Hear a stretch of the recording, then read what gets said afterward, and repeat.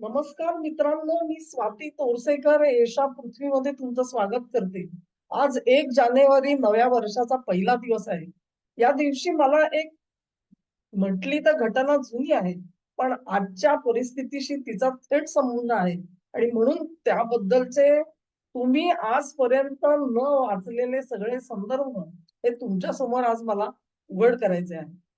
पाकिस्तानचे सर्वेसर्वा जनरल जियाउल हक यांचं नाव भारतामध्ये कोण ऐकलं नाही असा व्यक्ती मिळणं विरळ आहे. कारण या जनरल जियाउल हक यांनी अमेरिकेशी हातमिळवणी केली आणि अफगाणिस्तान मधून तत्कालीन सोव्हिएत रशियाची हकालपट्टी करण्यासाठी ते प्रॉक्सी वॉर मध्ये उतरले. प्रॉक्सी वॉर का म्हणायचं तर त्यावेळी पहिल्यांदा मुजाहिदीनांचा वापर करून सोव्हिएट रशियाची जी तिथे सैन्य होतं त्याला बेजार करून तिथून त्यांना पिटाळून लावायचं काम, हे संपूर्ण ह्याची योजना जी आहे ती पाकिस्तानने आखून दिली. त्यानुसार मुजाहिदीन तयार केले, त्यांना प्रशिक्षण दिलं, त्यांना शस्त्रास्त्र अमेरिकेने दिली आणि एक स्वतंत्र असं यशस्वी ऑपरेशन हे घडवून आणलं. तेव्हा जियाउल हक यांच्या बाबतीमध्ये भारताच्या भावना अत्यंत तीव्र आहेत. म्हणजे ज्यांनी जिहाद हा पाकिस्तानच्या लष्कराच्या रक्तामध्ये मुरवला असा जर कोणी जनरल असेल तर तो जनरल जियाउल हक आहे. ही त्यांची आजची ओळख आहे भारतामध्ये. कारण कुरानिक कॉन्सेप्ट ऑफ वॉर नावाचं जे पुस्तक ब्रिगेडियर मलिक यांनी लिहिलं, हे पुस्तक टेक्स्ट बुक म्हणून पाकिस्तानच्या प्रत्येक सैनिकांनी वाचावं अशी प्रस्तावना जनरल जियाउल हक यांनी त्यावेळेला लिहिलेली होती.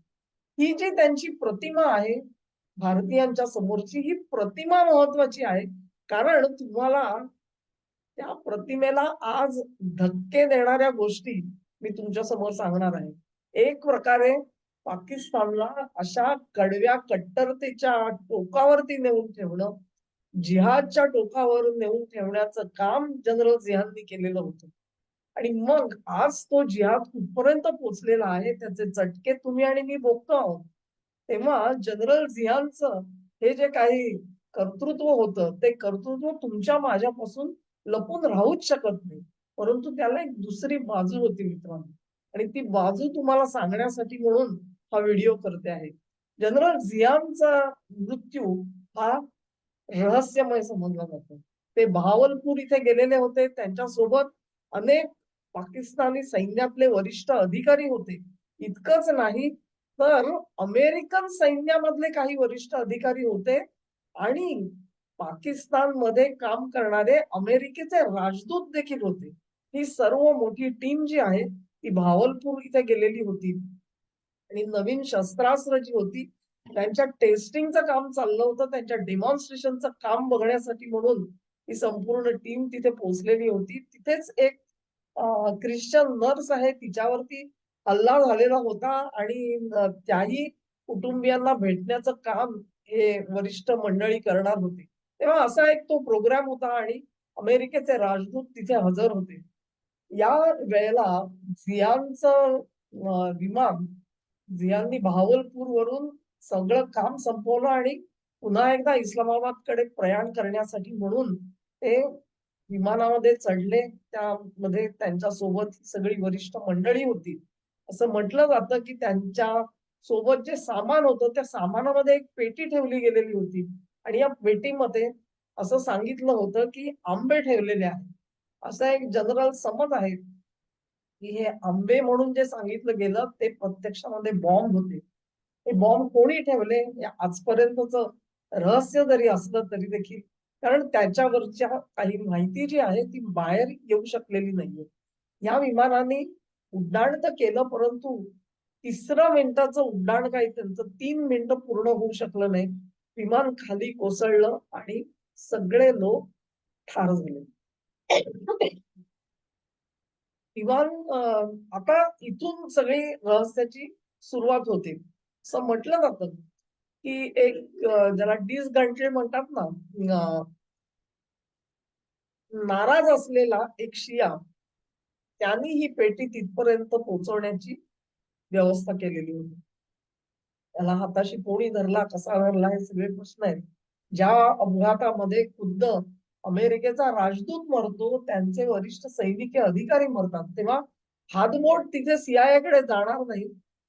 असं म्हटलं जातं की त्या राजदूताला सांगितलं गेलेलं होतं की त्या विमानातून जाऊ नको, किंवा तो संदेश त्यांच्यापर्यंत पोहोचायला विलंब झाला आणि त्यांचा त्याच्यामध्ये मृत्यू झाला. परंतु तरी देखील हे विमान जे उडलं, एक महत्वाची गोष्ट सांगते तुम्हाला, आणि ही बाब जी आहे ती रॉचे माजी ऍडिशनल डायरेक्टर व्ही रमन यांनी त्यांच्या लेखामध्ये लिहिलेली होती की हे विमान जेव्हा झेपावलं आणि ते कोसळतंय हे बघितल्यानंतर त्या विमानामध्ये एक सगळे वरिष्ठ पाकिस्तानचे अधिकारी होते, लष्करी अधिकारी, एक अधिकारी त्याच्यामध्ये नव्हता, म्हणजे जो या सगळ्या टेस्टिंगच्या सगळ्या समारंभामध्ये सामील होता, पण तो त्या विमानामध्ये बसला नव्हता. त्याचं विमान स्वतंत्र होतं. त्याचं नाव आहे असलम. हा असलम जो आहे त्याचंही विमान त्याच वेळेला त्यांनी पण उड्डाण केलेलं होतं. झियानचं विमान खाली कोसळतंय म्हटल्यानंतर असलमनी ते काय झालं आहे ते बघ असं आपल्या वैमानिकाला सांगितलं. 3 गोल फेऱ्या मारल्या. झियानचं विमान खाली पडले हे म्हटल्यानंतर खरं म्हणजे असलमनी सुद्धा आपलं विमान उतरव म्हणून सांगायला पाहिजे होतं, परंतु असलमनी असं सांगितलं नाही.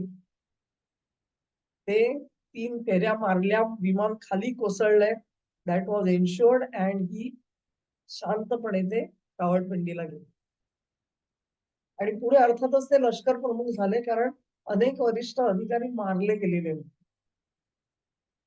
आता या सगळ्यामध्ये ही सगळी अध्यारूत गोष्टी आहेत, आणि व्ही रामन यांनी याचा उल्लेख केला म्हणून ते तुमच्यापर्यंत खास सांगण्याचा मी प्रयत्न करत होते. आता ही जी बातमी आहे, व्ही रामन यांनी आपल्या लेखामध्ये आणखी एक गोष्ट सांगितली. जेव्हा हा अपघात झाला तेव्हा अर्थातच रॉला पहिल्यांदा बातमी कळली, आणि रॉचे अधिकारी हे तत्कालीन पंतप्रधान राजीव गांधी यांना सांगण्यासाठी गेले, बातमी देण्यासाठी गेले, कारण तोपर्यंत कुठल्याही मीडियामध्ये बातमी प्रसिद्ध झालेली नव्हती. रमन यांनी असं लिहिलेलं आहे की रॉचे अधिकारी जेव्हा तिथे पोहोचले तेव्हा त्यांना आश्चर्याचा धक्का बसला, कारण राजीव गांधी यांना ती बातमी आधीच समजलेली होती. लक्षात घ्या की तुमच्या देशाचे पंतप्रधान ज्यांचा संपूर्ण भर जो आहे अशा पद्धतीच्या गुप्त बातम्या त्यांच्यापर्यंत लवकरात लवकर पोहोचवणं हे रॉचं काम आहे. त्यासाठी ते अधिकारी तडकाफडकी तिथे पोहोचलेले होते, पण त्यांच्या आधी राजीव गांधींकडे ती माहिती पोहोचलेली होती. कशी पोहोचली होती मित्रांनो? ते सूत्र काय, त्याचा सोर्स काय, ह्याची आम्हाला कल्पना येऊ शकली नाही, असं रामन यांनी नमूद केलेलं आहे. आता लक्षात घ्या की हे सगळं जे आहे ह्याला एक वेगळा अँगल होता. मी तुम्हाला सांगितलं जनरल झियानचं हे जे चारित्र्य आहे तुमच्या माझ्यासमोर त्यांची ही प्रतिमा तयार केली गेलेली आहे. त्या प्रतिमेला कुठेतरी तडे देणारी गोष्ट मी आता तुम्हाला सांगते आहे, आणि लक्ष केंद्रित करून ही गोष्ट ऐका. 17 ऑगस्ट 1988 रोजी हा अपघात झाला. जनरल झिया मारले गेले. त्यानंतर 88 ते 2015 म्हणजे 27 वर्षांनंतर, ऑलमोस्ट 27 वर्षांनंतर 15 ऑगस्ट रोजी माजी ISI प्रमुख हमीद गुल यांचं निधन झालं. हमीद गुल ISI चे माजी चीफ तुम्हाला सगळ्यांना आठवत असतील. थेट ओसामा बिन लादेन पर्यंत जाऊन भेटू शकणारी व्यक्ती. म्हणजे अगदी असं सांगितलं जातं की ज्या वेळेला 9/11च्या हल्ल्यानंतर मुशर्रफ यांनी निरोप पाठवला कोणाला, तत्कालीन तालिबानांना, की ओसामाला आमच्या ताब्यात द्या, अन्यथा गोष्टी या ठीक होणार नाहीत, असा निरोप घेऊन मुशर्रफचा एक पथक पाठवलं गेलेलं होतं भेटण्यासाठी, आणि मुल्ला उमरला ते पथक तिथे गेलं. त्याच्यामध्ये कोण होते? हमीद गुल होते. हमीद गुलनी मुशर्रफ यांचा मेसेज नाही दिला तिथे. हमीद गुलनी आपल्या मनाचा मेसेज म्हणजेच आपली इव्हॅल्युएशन असेसमेंट मुल्ला उमरला दिली आणि त्याला सांगितलं कुठल्याही परिस्थितीमध्ये ही तडजोड ऐकू नको ओसामाला, don't hand over Osama to America. आणि हे जे प्रपोजल आहे मुशर्रफचं ते ऐकू नको. ते हमीद गुल यांचं ऐकून मुल्ला उमर यांनी त्यावेळेला ते प्रपोजल नाकारलं आणि मग त्यानंतर अमेरिकन फौजा अफगाणिस्तानमध्ये घुसल्या आणि पुढचा सगळा इतिहास तुम्हाला माहिती आहे. हे आज का सांगते आहे, 27 वर्षांनंतर हमीद गुल यांचं निधन झालं त्यावेळी परत एकदा तोपर्यंत ऍडिशनल डायरेक्टर बी रमन यांचं निधन झालेलं होतं. मला वाटतं 2013 साली रमण सर आपल्याला सोडून निघून गेले. पण ए के वर्मा हे रॉचे एकेकाळचे माजी प्रमुख त्यांनी एक लेख लिहिला हमीद गुल यांच्या मृत्यू संदर्भात आणि तो लेख अतिशय महत्वाचा आहे. पुढे तुम्हाला मिळाला तर तुम्ही जरूर बघा, माझ्याकडे कुठेतरी पडलेला असेल. त्याच्यामध्ये ए के वर्मांनी लिटरली गौप्यस्फोट केलेला. वर्मा असं म्हणाले की जनरल झिया 17 ऑगस्ट 1988 रोजी जेव्हा जनरल झिया मारले गेले त्याच्या आधी त्यांनी भारतामध्ये एक संदेश पाठवलेला आणि तो संदेश काय होता की मला भारताशी वैर नकोय, मला शत्रुत्व नकोय, कुठे ना कुठेतरी दोन्ही देशांमध्ये सख्य असायला पाहिजे. आमचीही आर्थिक परिस्थिती बरी नाही, आम्हालाही प्रगती करायची आहे, भारताने आमच्याशी सहकार्य करावं हा संदेश पाठवला गेला. त्यानंतर दोन्ही देशांची जी गुप्तचर संघटना असतात त्या पहिल्यांदा याच्यावर विचार करतात आणि तसे थ्रेड्स तयार झालेले. गृह मंत्रालयातले काही अधिकारी, रॉ मधले काही अधिकारी आणि पाकिस्तानच्या बाजूने काही अधिकारी हे एकत्र बसून याच्यावरती चर्चा करून काही निष्कर्षापर्यंत पोचलेले होते. कोण लिहित आहे? ए के वर्मा लिहित आहेत. लक्षात घ्या.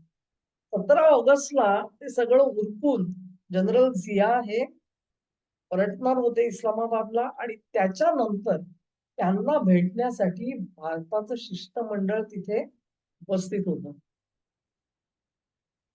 कशासाठी? तर सख्य कसं करता येईल ह्याच्यावरचा विचार आणि भारताचा जो फायनल निरोप होता तो झियांपर्यंत पोहोचवण्यासाठी. शिष्टमंडळ तर भेटू शकलं नाही, झियांचा मृत्यू झाला. अर्थातच ती जी सगळी चर्चा होती सख्य असावं म्हणून दोन्ही देशांचे जे कोणी अधिकारी भेटत होते ते सगळं अर्धवट लोंबकळत राहिलं. हे शिष्टमंडळ दिल्लीला परत त्यात पुढे कधी प्रगती होऊ शकली नाही. पाकिस्तानच्या वतीने त्या शिष्टमंडळामध्ये हमीद गुल काम आणि हमीद गुल यांनी आपलं ज्याला म्हणतो ना जी जान म्हणतो ना असं प्राण ओतून ह्याच्यावरती काम केलं होतं असं ए के वर्मा म्हणतात. कुठे ना कुठेतरी यांना जाणीव झालेली होती की हा this path of struggle and conflict is no good, it's not good for Pakistan.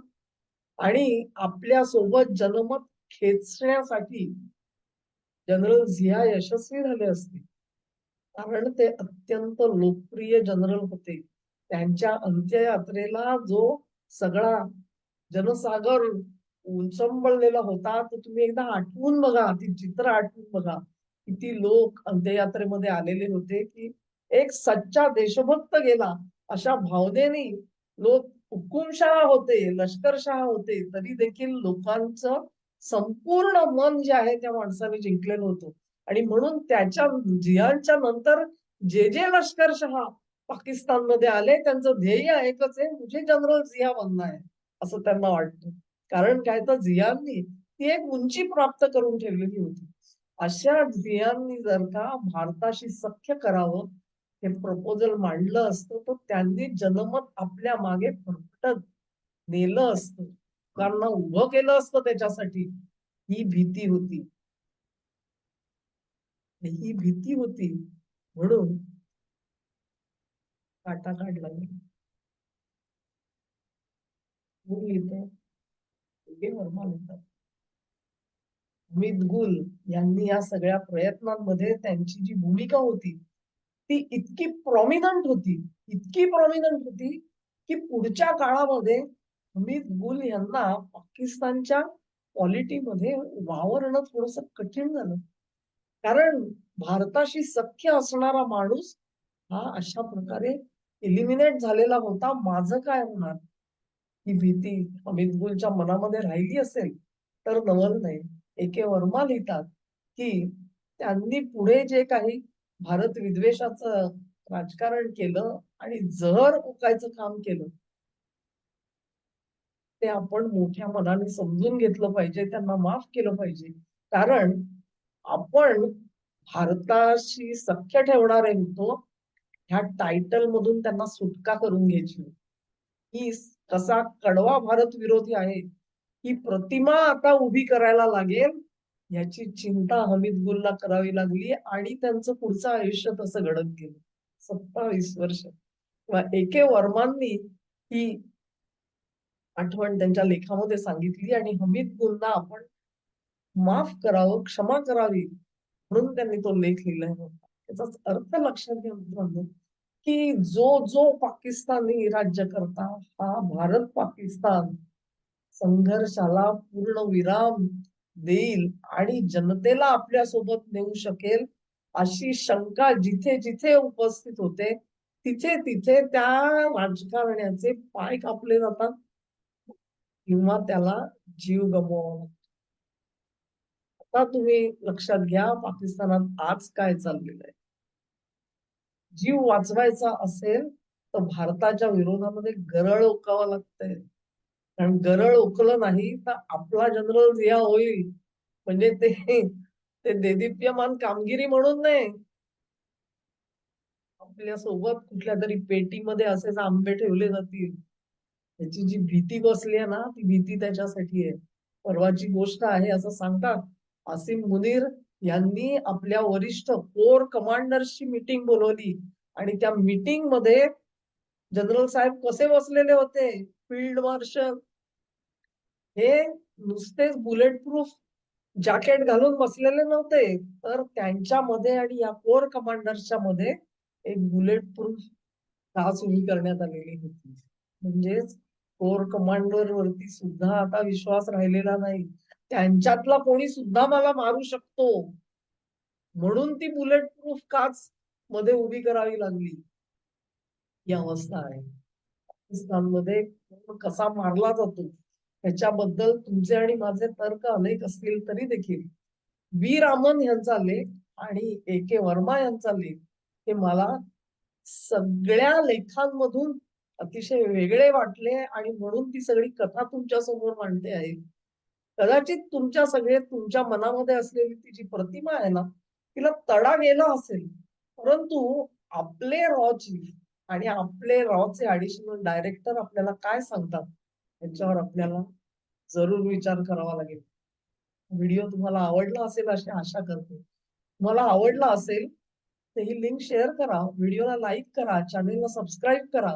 कारण त्याच्याशिवाय हा व्हिडिओ अधिकाधिक लोकांपर्यंत पोहोचू नाही शकणार आणि म्हणून मी तुमच्या सहकार्याची अपेक्षा करते आहे. धन्यवाद.